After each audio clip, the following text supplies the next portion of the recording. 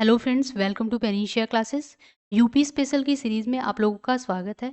आज हम लोग यूपी बजट देखेंगे। बहुत इंपॉर्टेंट चैप्टर है ये, उत्तर प्रदेश बजट 2024-25। इससे आपके 2 से 3 क्वेश्चन फिक्स है, चाहे आप कोई भी एग्ज़ाम दीजिए, चाहे आप यूपी जो पुलिस का होने वाला है, यूपी बीसीएस है, प्रीलिम्स 27 अक्टूबर को, यूपी आरओ दीजिए, चाहे मेंस दीजिए, तो सारे यूपी के एग्ज़ाम के लिए यूपी बजट बहुत इंपॉर्टेंट है। तो ये सारे एग्ज़ाम के लिए इंपॉर्टेंट है जो यूपी में है, ठीक है। तो चलिए स्टार्ट करते हैं हम लोग।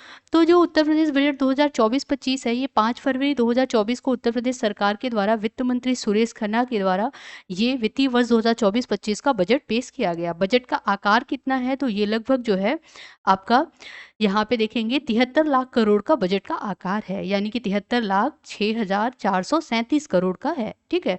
73 लाख करोड़ आप मोटा मोटा याद कर लीजिएगा, एग्जाम के लिए इंपॉर्टेंट है। यह बजट अनुमान व्यय के से संदर्भित करता है कि मतलब कितना व्यय है, मतलब इतना जो अनुमान है ये इतना खर्च करेंगे, ये यहाँ पे रहता है। तो बजट में देखते हैं, अगर थोड़ा सा जूम कर लेती हूँ तो आप लोग को अच्छे से दिखेगा। राज्य बजट 2024-25 में यहाँ पे देखिएगा तो कितने करोड़ की नई योजनाएं सम्मिलित हैं, तो यहाँ पे तो देखिए 24,863 करोड़ की नई योजनाएं यहाँ पे सम्मिलित है कि इतने करोड़ रुपए खर्च किए जाएंगे। 24,000 करोड़ रुपए लगभग नई स्कीम के लिए, न्यू स्कीम के लिए खर्च की जाएंगी, ठीक है। अगर बजट का आकार देखें तो यहाँ पे देखिए आप दिया हुआ है कि इस साल जो बजट का आकार है 2024-25 का, वो है 73 लाख करोड़ का, ठीक है।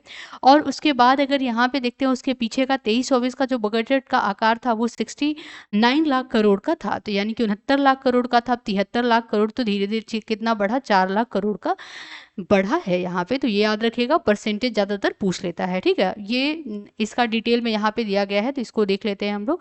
यहाँ पे बजट का आकार कितना है, तो देखिए यहाँ पे 7.36 लाख करोड़, ये बहुत इंपॉर्टेंट है, इस डेटा को याद कर लीजिएगा। 7.36 लाख करोड़ रुपए का बजट है। 2023-24 के सापेक्ष में कितनी वृद्धि हुई है, तो यहाँ पे 6.7% की वृद्धि हुई है। अगर आप यहाँ पे 23-24 का देखेंगे, 23-24 का बजट, तो वो कितने लाख करोड़ का है, 69 लाख करोड़ का है लगभग, ठीक है, लाख करोड़ का यहाँ पे है। इस बार का कितना है, तो यहाँ पे 73 लाख करोड़ का है। अब यही जो इतने लाख का करोड़ है, तो 4 लाख का यहाँ पे अंतर आया, 4 लाख बढ़ोतरी हुआ, तो ये 4 लाख कितने परसेंट बना, तो ये 6.7% की वृद्धि हुई है। ये परसेंटेज वाइज ग्रोथ याद कर लीजिएगा। राजस्व व्यय कितना है, पूंजीगत व्यय कितना है, और यहाँ पूंजीगत परिव्यय कितना है। तो यहाँ पे राजस्व व्यय देखते हैं, अगर टोटल यहाँ पे देखिए ये क्या है, कैपिटल एक्सपेंडिचर है, रिवेन्यू एक्सपेंडिचर है। तो राजस्व व्यय जो है वो कितना है यहाँ पे, इस पूरे जो इनका इतने का बजट है ना, 7.36 लाख करोड़ का, इसमें से 5.33 लाख करोड़ रुपए राजस्व पे व्यय होगा, ठीक है। और जो यहाँ पे 2.04 लाख करोड़ रुपए है, ये पूंजीगत व्यय है, कैपिटल एक्सपेंडिचर, कैपिटल पे एक्सपेंडिचर होगा, पूंजी पे पूंजीगत व्यय है ये। पूंजीगत परिव्यय क्या होता है यहाँ पे, तो 1.55 लाख करोड़ रुपए इस पे खर्च होगा पूंजीगत परिव्यय पे, ठीक है। तो ये याद रखिएगा, बहुत इंपॉर्टेंट है। अब देखिए कैपिटल क्या होता है, कैपिटल जैसे जो राज्य में रोड बनी है, ठीक है, जो एक्सप्रेसवे बन रहा है ना, एक्सप्रेसवे हो गया, तो ये क्या हुआ, ये रोड हमें चलने के लिए प्रोवाइड कर रहा है। ऐसा तो नहीं आज रोड बन गया फिर कल फिर बनाना है उसी रोड को, नहीं, तो वो हमेशा के लिए हो गया, ठीक। तो वो क्या हो गया, कैपिटल एक्सपेंडिचर हो गया। प्राप्तियां अगर बात करते हैं तो कुल प्राप्तियां कितनी है, तो 7.21 लाख करोड़ रुपए की इनकी कुल प्राप्तियां हैं, जिसमें से राजस्व प्राप्तियां कितनी है, तो वो 6.07 लाख करोड़ है। पूंजीगत प्राप्तियां 1.14 लाख करोड़ है। राज्य की अपनी कर प्राप्तियां कितनी है, 2.7 लाख करोड़ रुपए हैं। अब देखिए रुपया जो आता है और रुपया जाता है, ये बहुत इंपॉर्टेंट हो जाता है, एग्जाम में सीधे सीधे पूछ लेता है। तो यहाँ पे 1 रुपए से माना जाता है कि 1 रुपया ले लिया जाता है। 1 रुपए में कितने पैसे कहाँ जा रहे हैं, ऐसे करके आप देखिए। तो सबसे ज्यादा जो खर्च हो रहा है वो राज्य का अपना राजस्व। तो राज्य का जो रुपया जहां से आ रहा है, तो रुपया आने का मतलब राज्य जो टैक्स कलेक्ट करता है, जो इकट्ठा कर रहा है, टैक्स ले रहा है राज्य, ठीक है, राज्य में जो हम लोग टैक्स देते हैं, राजस्व देते हैं, उससे आ रहा है आपका 37%, उससे आ रहा है। 37% कहने का मतलब क्या है कि 1 रुपया अगर है तो यहाँ पे 37 रुपए यहाँ से आ रहे हैं, ठीक है। दूसरे नंबर पे अगर देखते हैं तो केंद्रीय जो कर का अंतरण है, जो केंद्र कर लेता है उससे जो राज्यों का हिस्सा है, वो उससे आ रहा है 30%। 30% कहने का मतलब 30 पैसा उससे आ रहा है, तो ये हो गया आपका दूसरे नंबर पे। तीसरे नंबर की अगर बात करते हैं यहाँ पे, तो सार्वजनिक ऋण प्राप्तियां, जो सार्वजनिक ऋण प्राप्तियां यानी कि जो लोन लेते हैं स्टेट गवर्नमेंट के लोग, ठीक है, स्टेट गवर्नमेंट सरकार, उससे आ रहा है 15%, तो ये थर्ड नंबर पे हो गया आपका, ठीक है। थर्ड नंबर याद कीजिएगा इसको। फिर उसके बाद फोर्थ नंबर पे आते हैं तो केंद्रीय अनुदान सहायता, जो केंद्र सहायता देती है राज्यों को, उससे 12.9% आ रहा है, तो ये आपका फोर्थ नंबर पे हो गया। तो ये परसेंटेज जो है 4 तक एटलीस्ट आपको याद करने होंगे। सबसे कम कहाँ से आ रहा है, तो सबसे कम जो है वो आपका ऋण एवं अग्रिम वसूली से आता है, ये याद कर लीजिएगा। सबसे कम जाएगा भी ऋण और अग्रिम वसूली से, ये भी याद कीजिएगा। तो सबसे पहले सबसे ज़्यादा कहाँ से आता है, राज्यों का जो अपना राजस्व है उससे आता है 37%। फिर उसके बाद सेकंड नंबर पे केंद्रीय कर अंतरण जो होता है उससे आता है। तीसरे नंबर पे सार्वजनिक ऋण प्राप्तियों से आता है, जो लोन लेता है स्टेट गवर्नमेंट लेते हैं। और केंद्रीय अनुदान सहायता, जो केंद्र यानी सेंटर जो सहायता देती है, उससे चौथे नंबर पे आता है। सबसे लास्ट में अग्रिम वसूली से आता है, ऋण एवं अग्रिम वसूली से, ठीक है। अब रुपया जाता जो है उसमें पहले नंबर पे अगर बात करते हैं यहाँ पे, तो सबसे ज़्यादा रुपया कहाँ पे जाता है, स्टेट गवर्नमेंट का। तो वो जाता है इनका पूंजीगत व्यय पे, यानी कैपिटल एक्सपेंडिचर। कैपिटल एक्सपेंडिचर कहने का मतलब कहीं रोड बनवा दे रहे हैं, ठीक है, एक्सप्रेसवे बन रहा है पूरा, तो ये है पूरा पार्क बन रहा है, तो ये जो है ये क्या है, कैपिटल एक्सपेंडिचर। टेक्सटाइल पार्क वगैरह बन रहा है, तो ये क्या है, टेक्सटाइल पार्क, यानी कहने का मतलब पूंजीगत, एक बार मशीनरी वगैरह एक बार यूज हो गया, मशीन लग गया, फिर उससे बन रहा है, चाहे कपड़ा बन रहा और भी किसी से ले लीजिए रिलेटेड, तो ये पूंजीगत व्यय है, तो उस पर सबसे ज्यादा स्टेट गवर्नमेंट का खर्चा हो रहा है। तो यहाँ पे क्या हो गया, ये पहले नंबर पे आएगा आपका। दूसरे नंबर पे अगर बात करते हैं, यहाँ पे देख लेते हैं, तो दूसरे नंबर पे जो है आपका वेतन, सरकारी कर्मचारियों को जो वेतन मिल रहा है उसमें सरकार का, स्टेट गवर्नमेंट का दूसरे नंबर पे पैसा जा रहा है, ठीक है। पहले नंबर पे देखते हैं यूपी सरकार की पैसा कहाँ जा रहा है, यूपी गवर्नमेंट का, तो वो जाता है पूंजीगत व्यय पे, ठीक है, कैपिटल एक्सपेंडिचर पे। दूसरे नंबर पे जो रुपया जा रहा है वो वेतन, सरकारी कर्मचारियों को जो वेतन दे रहा है उन पे जा रहा है, ठीक है। तीसरे नंबर पे अगर देखते हैं यहाँ पे, तो तीसरे नंबर पे आता है आपका अन्य जो व्यय होते हैं उस पे जा रहा है तीसरे नंबर पे खर्चा, ठीक है। चौथे नंबर पे अगर यहाँ पे देख लेते हैं, तो वेतन सहायता प्राप्त जो संस्थान कर्मचारी हैं, या चौथे नंबर पे पहले पेंशन ले लीजिए, फिर पांचवें पे इसको ले लीजिए, ठीक है। तो चौथे पे पेंशन है आपका, पेंशन में भी जाता है, पहले तो वेतन में जाएगा, दूसरे पे, चौथे पे पेंशन में जाएगा, पांचवें पे वेतन सहायता प्राप्त जो संस्थान कर्मचारी हैं उन पे जाता है, इतना पैसा खर्चा जाता है, ठीक है। सबसे कम कहाँ जाता है, तो ऋण एवं अग्रिम वसूली। अब सबसे कम वहां पे आता था ऋण एवं अग्रिम वसूली से, तो सबसे कम इसी में जाएगा, ऋण एवं अग्रिम का संवितरण करने में जाएगा। ये इंपॉर्टेंट है, इसको याद कर लीजिएगा, इससे एग्जाम में सीधे सीधे आ जाता है, खास करके आपको ए साइड दे देगा, बी साइड आपको ये पूरा परसेंटेज दे देगा, आपको मिलान करना रहेगा। नेक्स्ट यहाँ पे देख लेते हैं टॉपिक, तो देखिए आया है प्रमुख आर्थिक बिंदु, अगर देखें बजट का 2024-25 का, तो पूंजीगत परिव्यय में कितनी वृद्धि हुई है 2023-24 से अगर तुलना कीजिए, तो वृद्धि हुई है आपकी 6.19%। जीएसडीपी यानी ग्रॉस स्टेट डोमेस्टिक प्रोडक्ट में कितने परसेंट की वृद्धि हुई है, तो 2.97% की वृद्धि हुई है, पिछले ईयर से तुलना किया जा रहा है। राजकोषीय घाटा अगर बात करते हैं जीएसडीपी के परसेंट का, यानी कि जो GSDP gross state domestic product जो है यहाँ पे, इसका कितना परसेंट राजकोषीय घाटा है, तो ये 3.46% राजकोषीय घाटा है, फिस्कल डिफिसिट, ठीक है। एफआरबीएम जो है इसके अनुसार कितना रहना चाहिए, तो 3.5% स्टेट के पास, यानी राज्यों का घाटा रहना चाहिए उनके पूरे बजट का, ठीक है। जीएसडीपी का मतलब पूरे उनके राज्य का जो बजट है उसका इनके पास घाटा कितना रहना चाहिए, 3.5 रहना चाहिए। ये 3.4 है, उससे कम ही है, तो यानी कि ये इसके अंतर्गत आ रहा है, इस क्राइटेरिया को पूरा करता है यूपी।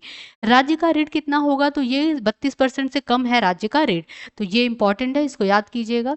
अब यहाँ पे देखते हैं समावेशी विकास के लिए बजट की जो नई योजनाएं हैं, तो युवा रोजगार सृजन एवं महिला सशक्तिकरण से जुड़ी जो योजनाएं हैं, जिसमें मुख्यमंत्री उद्यमी युवा उद्यमी विकास अभियान चलाया गया है। घरेलू एवं विदेश में रोजगार के अवसर के लिए युवाओं में क्षमता निर्मित एवं प्रशिक्षण के लिए रोजगार प्रोत्साहन कोष की स्थापना की गई है।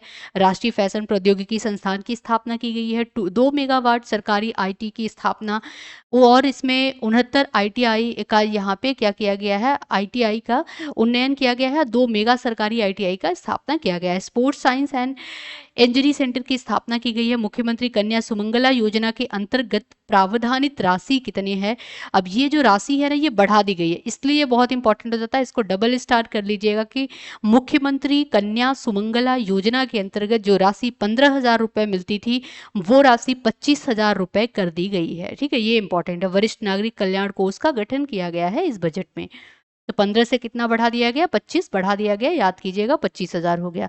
अवसंरचना यानी कि इंफ्रास्ट्रक्चर डेवलपमेंट के लिए और यहाँ पे औद्योगिकीकरण के लिए क्या किया गया है, तो बुंदेलखंड औद्योगिकी विकास प्राधिकरण बीडा का गठन किया गया है। बीडा का गठन कहने का मतलब है उद्योग, आप देखिए बुंदेलखंड कहने का मतलब क्या हुआ आपका, यहाँ पे आएंगे आप तो ये रीजन की बात की जा रही है, यहाँ पे ये जो रीजन है यहाँ पे किया गया है बीडा की स्थापना या गठन।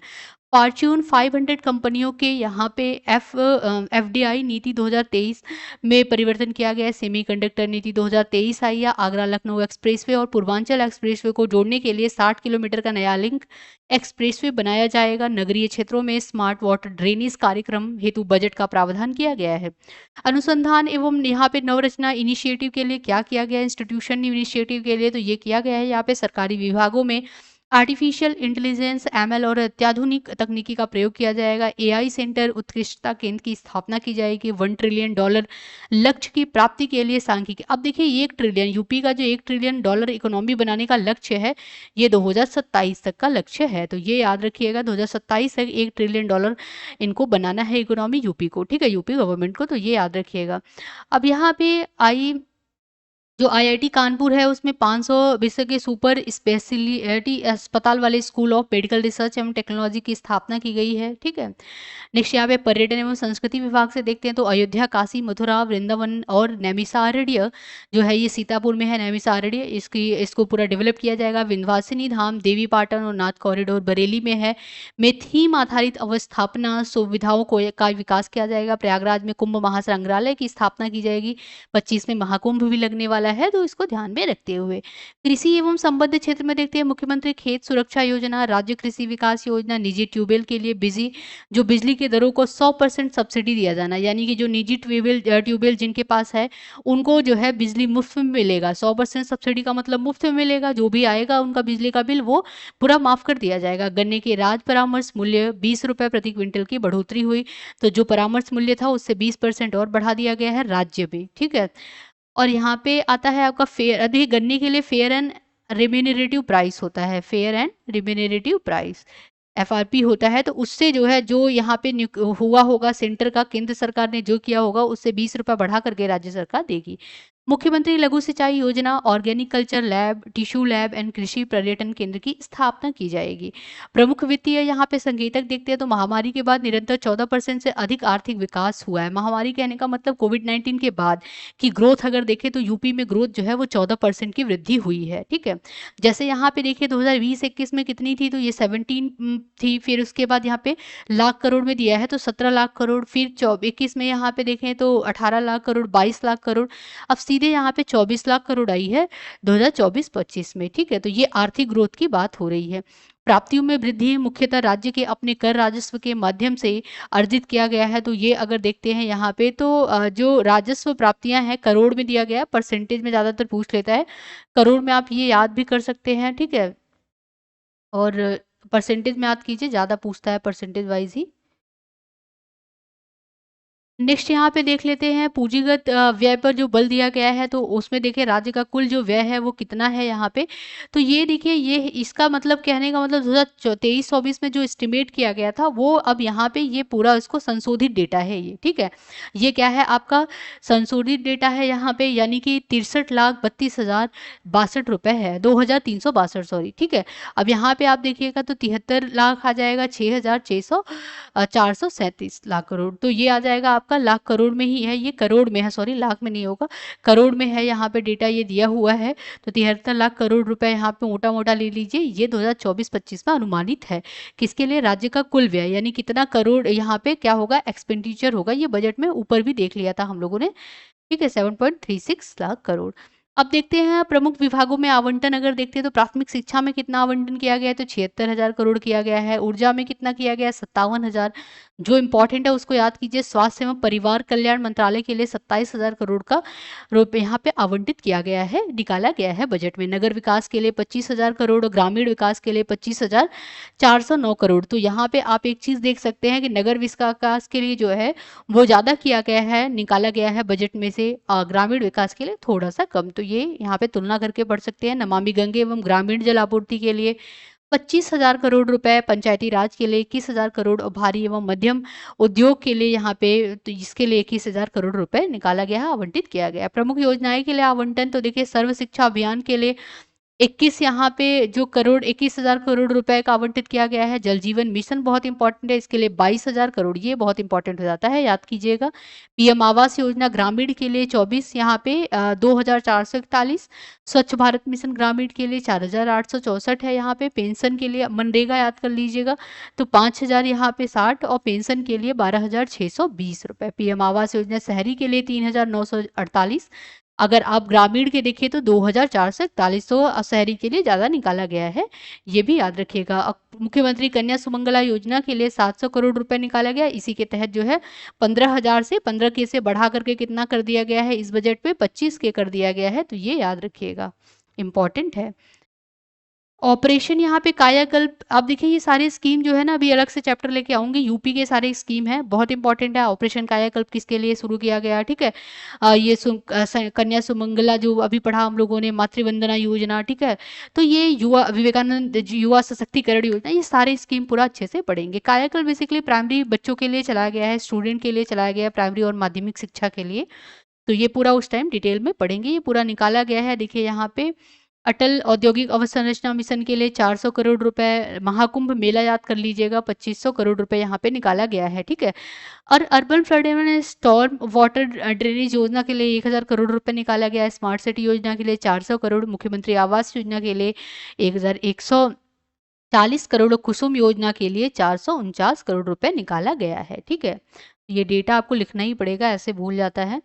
फिर प्राथमिक जो प्राथमिकता वाले कुछ क्षेत्र हैं, जैसे गरीबी उन्मूलन के लिए यूपी में लगभग 6 करोड़ लोगों को गरीबी से बाहर निकाला गया, ये इंपॉर्टेंट है। तो गरीबी उन्मूलन में याद कीजिएगा कि लगभग 6 करोड़ लोगों को गरीबी से बाहर निकाला गया, जिसमें महिलाएं, युवाओं और किसानों को सशक्त बनाने पर विशेष बल दिया गया। पिछले 35 लाख से अधिक किसानों को दलहन और तिलहन किट का वितरण किया गया। मुख्यमंत्री आवास योजना के अंतर्गत 2 लाख से अधिक आवास निर्मित किए गए। 6.5 लाख व्यक्तियों को यूपी में कौशल विकास मिशन के तहत प्रशिक्षित किया गया। कन्या सुमंगला योजना मुख्यमंत्री की फ्लैगशिप योजना के तहत अंतर्गत 17.8 लाख बेटियों को यहाँ पे लाभान्वित किया गया। एक जनपद एक मेडिकल कॉलेज के तहत 45 जिलों में 66 मेडिकल कॉलेज की स्थापना की गई। 16 रूफटॉप अवसंरचना अवस्थापना की क्षमता 4 गुना बढ़ी।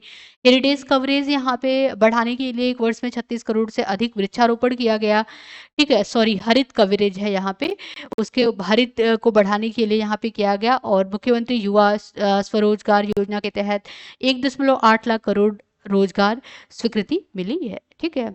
बजट में नई पहल देख लेते हैं, तो बजट में क्या नई पहल हुई है, इसको थोड़ा सा यहाँ पे देख लेते हैं। अब देखिए ग्रीन बजट है और यहाँ पे है पथ प्रवर्तक कदम। तो ग्रीन बजट में 26वां संयुक्त राष्ट्र जलवायु परिवर्तन शिखर सम्मेलन ग्लासगो में हुआ। प्रधानमंत्री द्वारा पंचामृत कायाकल्प के लिए भारत की प्रतिबद्धता का यहाँ पे संकल्प लिया गया। बजटीय अनुमान में ग्रीन टैगिंग करने वाला भारत का पहला राज्य, तो ग्रीन टैगिंग करने वाला भारत का पहला राज्य क्या है, यूपी है, ठीक है। बहुत इंपॉर्टेंट है, याद कीजिएगा, ग्रीन टैगिंग और ग्रीन बजट याद कीजिएगा, जो कि इन्वायरमेंट फ्रेंडली हो। अब देखिए पर्यावरण अनुकूलन वित्तीय नियमों का जो है, नीतियों का निर्धारण करना, सतत विकास के लक्ष्यों को प्राप्त करना, स्वच्छ पर्यावरण एवं प्राकृतिक संसाधनों के संरक्षण पर बल देना, और यहाँ पे पर्यावरण की नीतियों का निर्धारण करना, जो पर्यावरण के लिए पर इन्वायरमेंट फ्रेंडली जो स्कीम वगैरह है उनको लॉन्च करना, स्थिति स्थापक पर्यावरण की सुनिश्चितीकरण करना, यहाँ पे ये है ग्रीन टैगिंग या ग्रीन बजट के पीछे का उद्देश्य। इसमें जैसे कि क्या करेंगे इसके लिए, तो सौर क्लीन एनर्जी लेना है इनको, तो सौर ऊर्जा नीति 2022 को प्रमोट करेंगे। राज्य जैव ऊर्जा नीति 2022, इलेक्ट्रिक वाहन विनिर्माण गतिशीलता नीति, इसके तहत क्या होगा, सब्सिडी वगैरह प्रोवाइड किया जाएगा। जैव विविधता को प्रोत्साहन, नमामि गंगे, जैव विविधता को प्रोत्साहन के लिए नमामि गंगे, क्लीन गंगा, पूरा जो नदियों के स्वच्छता पे ध्यान दिया जाएगा। ग्रीन एनर्जी कॉरिडोर चलाया जाएगा, पूरा पेड़ों को, रोड के बीच में जो पेड़ लगाए जा रहे हैं, आप लखनऊ में जाते होंगे तो देखते होंगे, किनारे किनारे लगाए गए, पूरे एक्सप्रेसवे पे पेड़ लगाए गए हैं, ठीक है। तो ये है यहाँ पे लाभ क्या होगा, यहाँ पे क्षेत्रवार भागीदारी, सतत विकास लक्ष्य, बजट, सामाजिक समानता आदि के लिए सामूहिक कदम, राजकोषीय ढांचे के दायरे में सततता आएगा, सस्टेनेबल और सुव्यवस्थीकरण आएगा, ठीक है। ये पूरा इससे लाभ होगा।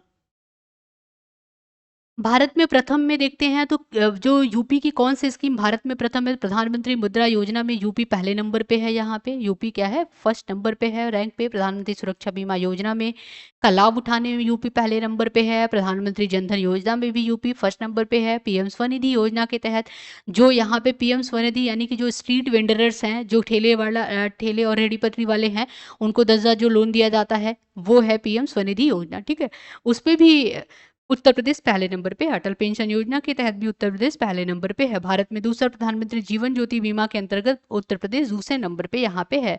प्राथमिकता वाले प्रमुख क्षेत्र जैसे आर्थिक में अगर बात करते हैं तो बजट में आइए 2024-25 में तो जेवर, एशिया का सबसे बड़ा हवाई अड्डा निर्माणाधीन है, बन रहा है जेवर हवाई अड्डा। ठीक है, कहाँ पे बन रहा आप लोग कमेंट करके बताइए कहाँ पे बन रहा है, बहुत इंपॉर्टेंट है, इसको याद कीजिएगा।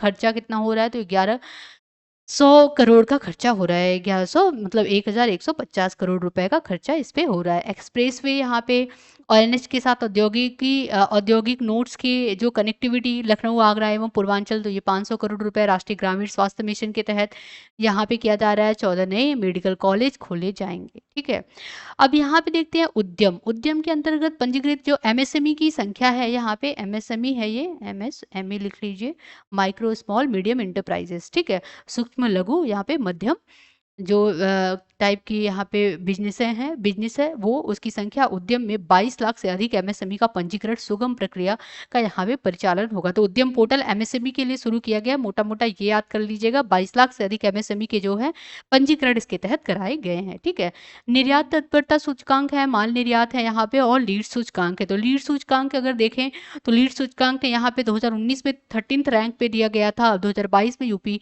छठे रैंक पे पहुंच गया है। माल निर्यात सूचकांक में उत्तर प्रदेश 7वें रैंक पे पहुंच गया है। निर्यात तत्परता सूचकांक में यहाँ पे उत्तर प्रदेश 2022 की रिपोर्ट के अनुसार 7वें रैंक पे पहुंच गया है। सामाजिक एवं आर्थिक परिणाम में देखते हैं यहाँ पे सामाजिक परिणाम क्या है, महिला सशक्तिकरण की भागीदारी, मेडिकल कॉलेजों की संख्या कितनी बड़ी है।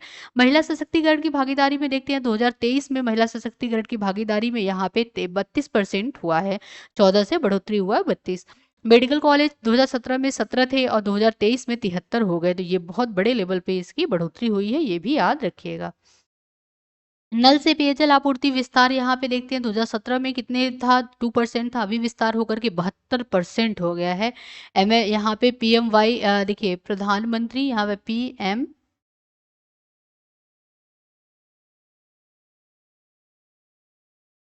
आवास योजना है, प्रधानमंत्री आवास योजना, तो ये भी लिखिए PMAY है।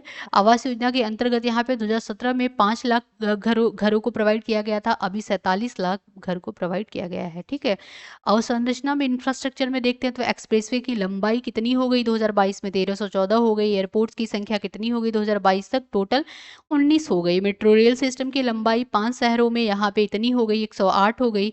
और अगर देखते हैं विद्युत क्षमता के जो क्षमता है वो कितनी बढ़ी, तो यहाँ पे 17 से 29,912 बढ़ गया है, बढ़ करके हो गया है। 2024-25 में आय व्यय के बजट का अनुमान ये पूरा वही है, वहाँ पे जो याद कर लिया उतना ही आएगा, क्योंकि और बहुत ज़्यादा ओवरलोड हो जाएगा तो फिर अब याद नहीं रह पाएगा। ठीक है, पहले उतना याद कीजिए, फिर उसके बाद इसको मैं 1-2 बार अभी और लाऊंगी तो पूरा डिटेल में हम लोग पढ़ेंगे। अभी जो है शॉर्टकट में बस पहले उतना याद करने की कोशिश कीजिए, बहुत ज़्यादा फैक्ट याद करने का जरूरत नहीं है, जो आता है एग्जाम में उतना ही पढ़िए। ठीक है, अब देखिए उसके बाद रिटन साथ आ जाएगा। अब देखिए मेन जो इंपॉर्टेंट है वो पढ़िए, जितना पढ़ाया गया है ये बहुत इंपॉर्टेंट है। मोस्ट जो इंपॉर्टेंट है, देखिए यहाँ से आता है क्वेश्चन। अब आपका जो है ये, इसको तो आप छोड़िएगा मत, रुपया आता है रुपया जाता है। सेंटर बजट और स्टेट बजट दोनों का रट लीजिएगा, पूछता है यूपी आरओ पीसीएस में जरूर ही इससे क्वेश्चन आता है। बजट का आकार कितना है मोटा मोटा देख लीजिएगा, कुल प्राप्ति कितना है, कुल व्यय कितना है, पूंजीगत प्राप्ति क्या है, इसी में से घुमा फिरा के क्वेश्चन पूछता है, ज़्यादा डिटेल में नहीं जाते। ठीक है, ज़्यादा डिटेल में जाने का मतलब जो 8-10 स्कीम है जो कि इंपॉर्टेंट स्कीम है उससे क्वेश्चन भले पूछ लेता है कि किस स्कीम के लिए कितना एलोकेट किया गया है बजट। ठीक है, तो आई होप आप लोगों को क्लियर हुआ होगा। कोई भी डाउट होगा तो प्लीज़ आप लोग कमेंट में कमेंट कीजिएगा। अगर आप लोगों को समझ में आ रहा है तो ज़्यादा से ज़्यादा प्लीज़ आप लोग शेयर कीजिए, लाइक कीजिए, चैनल को सब्सक्राइब कीजिए। आज यहीं तक रखती हूँ, फिर नेक्स्ट क्लास में मिलती हूँ, तब तक के लिए धन्यवाद।